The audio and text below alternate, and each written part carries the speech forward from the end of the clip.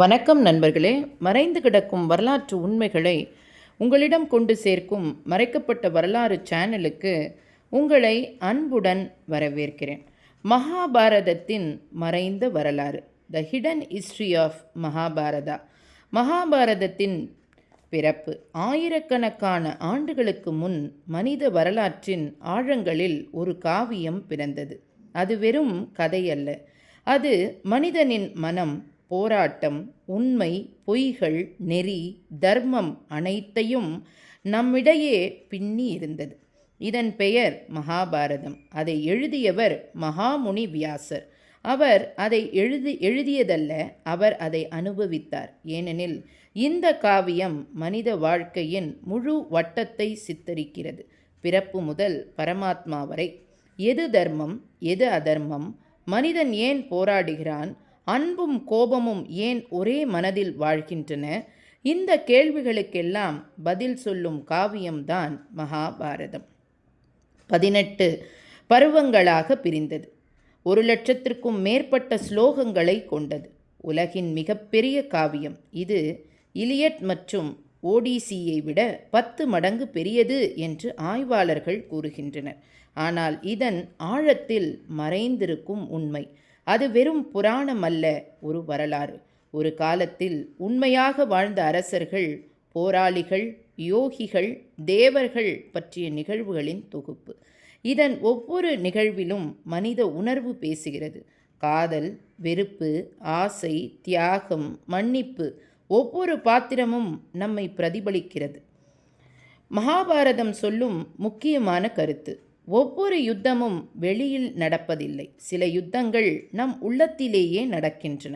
அர்ஜுனன் போர்க்களத்தில் திணறிய பொழுது கிருஷ்ணன் அவனிடம் கூறிய அந்த அற்புதமான வார்த்தைகள், உன் கடமையை செய், பலனை பற்றி சிந்திக்காதே. அதுதான் பகவத்கீதை. மகாபாரதம் ஒரு போர் பற்றிய கதை அல்ல, அது ஒரு வாழ்க்கை வழிகாட்டி, ஒரு ஆன்மீக பயணம். ஆராய்ச்சியாளர்கள் கூறுவது, இந்த மகாபாரத போர் கிறிஸ்துக்கு முன் 3100 ஆண்டுகளுக்கு முன்பு நடந்திருக்கலாம். சிலர் அதை கலியுகத்தின் ஆரம்பம் என குறிப்பிடுகிறார்கள். அந்த யுத்தம் நிகழ்ந்த இடம் குருட்சேத்திரம். இன்றும் அந்த மண்ணில் இரும்பு ஆயுதங்கள், மண் பானைகள், குதிரை எலும்புகள் கண்டுபிடிக்கப்பட்டுள்ளன. இது வெறும் புராணம் அல்ல, வரலாற்று நிகழ்வுகள் அடிப்படையிலான உண்மை என்று சில ஆய்வாளர்கள் கூறுகிறார்கள். இதேபோல் கடலடியில் மூழ்கிய துவாரகா நகரம் கிருஷ்ணனின் நகரம் என கருதப்படுகிறது. அந்த இடத்தில் கண்டுபிடிக்கப்பட்ட கல் கட்டிடங்கள், வளைந்த சுவர் வடிவங்கள் எல்லாம் பழங்கால நகர அமைப்பை காட்டுகின்றன. இதையெல்லாம் சேர்ந்து ஒரு கேள்வியை எழுப்புகிறது. மகாபாரதம் உண்மையிலேயே நடந்ததா?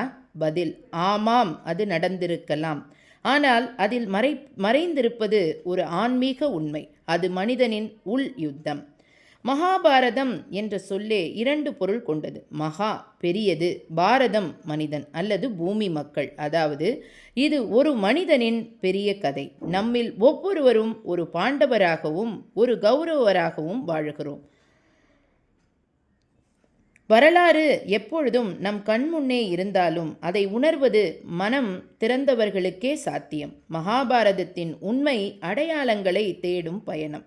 ஆய்வாளர்களுக்கும் ஒரு ஆன்மீகத்தினருக்கும் ஒரு பெரும் புதிர். முதல் ஆதாரம் குருட்சேத்திரம்.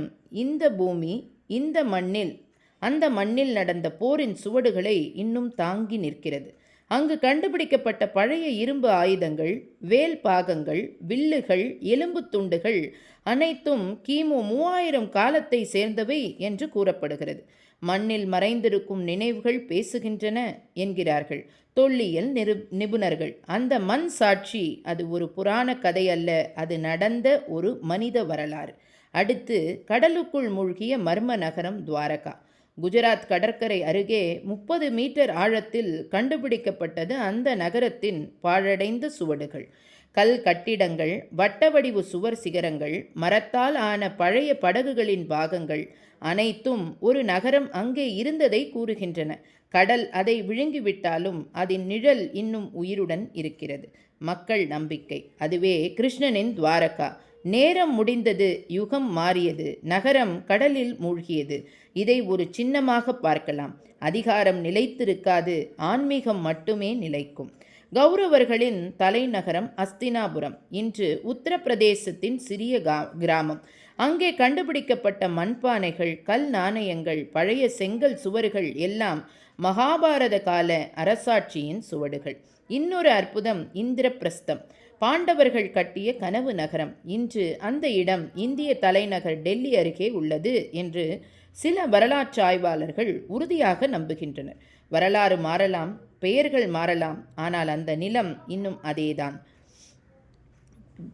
பிரம்மாஸ்திரம், நாராயணாஸ்திரம், அக்னி அஸ்திரம் இவை அனைத்தும் வெறும் கற்பனையா அல்லது அந்த காலத்தில் மறைந்த அறிவியலா? சில ஆராய்ச்சியாளர்கள் கூறுவது அந்த அஸ்திரங்கள் நவீன அணு ஆயுதங்களின் சின்னம் போல உள்ளன. பிரம்மாஸ்திரம் கதிர்வீச்சு தாக்கம் போல் வர்ணிக்கப்படுகிறது. நகரங்கள் எரிந்து அழியும் காட்சிகள் அதிர்ச்சியூட்டுகின்றன. ஆனால் கிருஷ்ணன் எப்பொழுதும் நினைவூட்டினார், அறிவை தவறாக பயன்படுத்தினால் அழிவே வரும். அதுவே இன்று நமக்கான பாடம். மகாபாரதம் இந்தியாவுக்குள் மட்டுமல்ல, உலகம் முழுவதும் பரவியுள்ளது. இந்தோனேஷியா, கம்போடியா, தாய்லாந்து ஆகிய நாடுகளில் இன்னும் பாரத யுத்தம் என்ற பெயரில் நாடகங்கள் நடக்கின்றன. அவர்கள் வேறு மொழியில் பேசினாலும் அவர்கள் இதயத்தில் ஒலிப்பது அதே உண்மை: அன்பு, தர்மம், கடமை மற்றும் ஆன்மீகம். மண் மாறினாலும் நினைவுகள் மாறவில்லை. யுகங்கள் மாறினாலும் உண்மை அழியவில்லை. மகாபாரதம் வெறும் கதையல்ல, அது மனித வரலாற்றின் ஒளியாய் இன்னும் நம் உள்ளத்தில் துடிக்கிறது. அரசியல் மர்மங்கள். எந்த காலத்தில் அரசியல் என்பது ஆளுமையின் பிரதிபலிப்பு. ஆனால் மகாபாரதத்தின் அரசியல் அது மனித ஆசையின் பிரதிபலிப்பு. அதிகாரம், குடும்பம், பழிக்கு பழி வாங்குதல் இவை எல்லாம் இணைந்த நெருப்பு ஆனது அதுதான் குருட்சேத்திரம். தத்துவ ரகசியங்கள். போரின் அமைதியில் எழுந்த ஞானம். அந்த காலையில் சூரியன் எழவில்லை போலிருந்தது. யுத்தத்தின் முன் உலகமே மூச்சை பிடித்தது. அர்ஜுனன் தனது தேரில் நின்று பார்த்தான். எதிரில் நின்றிருந்தது அவனது குருக்கள், மாமனார்கள், நண்பர்கள், உறவினர். அவன் வில்லை கீழே வைத்தான். இதை எப்படி செய்வேன் கிருஷ்ணா? என் இரத்தத்தையே சிந்தவா என்றான். அந்த நேரத்தில் மனிதன் என்ற உண்மையை, கடவுள் என்ற ஞானத்தை, உயிரின் அர்த்தத்தை கிருஷ்ணன் வெளிப்படுத்தினார். அர்ஜுனா என்றார் கிருஷ்ணன், நீ போராடுவது உயிர்களை அழிக்க அல்ல, தர்மத்தை நிலைநாட்ட. உயிர் அழியாது, உடல் அழிந்தாலும் ஆன்மா நித்தியமானது. இதுவே உலகத்தின் மிகப்பெரிய தத்துவம். நாம் செய்யும் செயல் நமது கடமை, ஆனால் அதன் பயன் மீது ஆசை கொள்ளாமல் செயல் மட்டும் செய்ய வேண்டும். அதுதான் நிஷ்காம கர்மா. மனிதன் செய்யும் ஒவ்வொரு செயலும் அலை போல திரும்பி வரும். அதுதான் கர்மா. நம் எண்ணங்கள், நம் சொற்கள், நம் செயல்கள் அவை நம் எதிர்காலத்தை எழுதுகின்றன. கிருஷ்ணன் சொன்னார், செயல் தவிர்க்க முடியாது, ஆனால் அதை கடமை உணர்வுடன் செய். உனது செயல் உனது வழிபாடு ஆகட்டும். ஆன்மாவின் தத்துவம். ஆன்மா அது பிறக்காது, அது மரணமடையாது, அது உடலை மாற்றும், உடைகளை மாற்றும் போல. இதை உணர்ந்தவன் மரணத்தை அஞ்ச மாட்டான். வாழ்க்கை ஒரு யாத்திரை, ஆன்மா அதன் பயணி. கிருஷ்ணன் அர்ஜுனனிடம் சொல்லவில்லை வெற்றி பெறு என்று. அவர் சொன்னது, உன் கடமையை செய், முடிவை கடவுளிடம் விட்டுவிடு. இதுதான் ஆன்ம ஞானத்தின் உச்சி. தத்துவத்தின் அர்த்தம். மகாபாரதம் ஒரு போர்க்கதை அல்ல, அது நம் உள்ளத்தில் நடக்கும் யுத்தத்தின் உருவகம். பாண்டவர்கள் நம் நல்ல குணங்கள், கௌரவர்கள் நம் கெட்ட எண்ணங்கள். ஒவ்வொரு நாளும் நாமும் குருட்சேத்திரத்தில் தான் வாழுகிறோம். நம் மனசுதான் அந்த போர்க்களம். நம்முள் இருக்கும் கிருஷ்ணனை கேளுங்கள். அவர் எப்பொழுதும் அமைதியாக நம் உள்ளத்தில் பேசுகிறார். ஆனால் நாம் அமைதியாக இருந்தால்தான் அதை கேட்க முடியும். இறுதியில் அர்ஜுனன் தனது வில்லை எடுத்தான். மனதில் பயம் இல்லை, கடமை உணர்வோடு. போரின் முடிவு அவர் கையில் இல்லை, ஆனால் தர்மம் பக்கம் அவர் இருந்தார். அதுவே வெற்றி.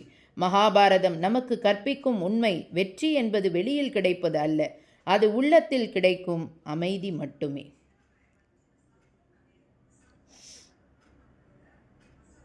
பதினெட்டு நாட்கள் நீடித்த யுத்தம். பூமி சிவந்தது. இரத்தம் நிறைந்த மண் போல். வீரர்கள் விழுந்தார்கள்.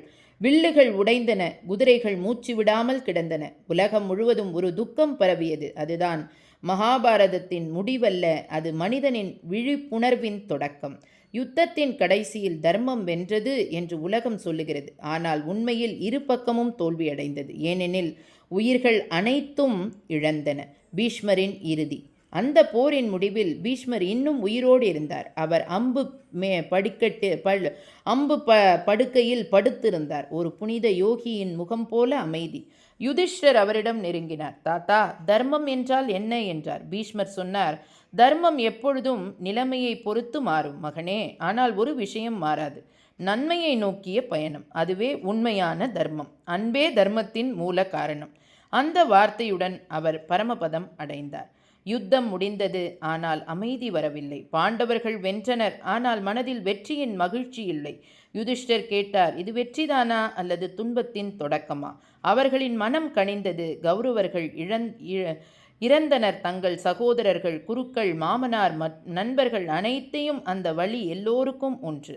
தாய்மார்கள் அழுதனர். பாண்டவர்கள் அமைதியாக குனிந்தனர். கிருஷ்ணன் மட்டும் அமைதியாக நின்றார். ஏனெனில் அவர் அறிந்திருந்தார், இது கடமையின் முடிவு, ஆனால் கலியுகத்தின் தொடக்கம். யுத்தத்தின் பிறகு கிருஷ்ணர் அர்ஜுனனிடம் சொன்னார், இது வரலாற்றின் முடிவல்ல. மனிதனின் உள்ளம் மாறிவிட்டால் யுத்தம் எப்பொழுதும் தொடரும். அவர் சொன்னார், ஒரு மனிதன் தன் மனதை வெல்லவில்லை என்றால் அவன் உலகையே வென்றாலும் பயனில்லை. நீங்கள் அனைவரும் உங்கள் மன அமைதியை தேடுங்கள், அதுவே உண்மையான வெற்றி.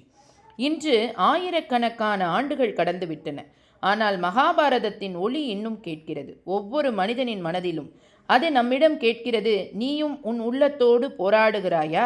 நம் வாழ்க்கைதான் அந்த போர்க்களம், நம் சிந்தனைதான் அந்த வில், நம் கடமைதான் அந்த அன்பு.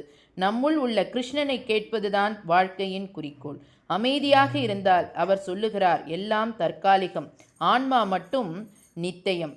மகாபாரதம் முடிந்தது என்று சொல்லுகிறோம், ஆனால் உண்மையில் அது முடிவல்ல. அது ஒரு மனிதனின் விழிப்புணர்வின் ஆரம்பம். பாண்டவர்களோ கௌரவர்களோ எல்லோரும் இறுதியில் ஒரு உண்மை அடைந்தனர். மனித வாழ்க்கையின் மிகப்பெரிய வெற்றி ஆன்ம அமைதிதான். நம்முள் வாழும் கிருஷ்ணன் நம்மை வழி நடத்தட்டும். நம் போரில் வெற்றி கிடைக்கட்டும், வெளியில் அல்ல, உள்ளத்தில். மகாபாரதம் ஒரு பழைய கதை அல்ல, அது ஒவ்வொரு மனிதனின் வாழ்க்கை தினமும் எழுதும் காவியம். நன்றிகள் பல.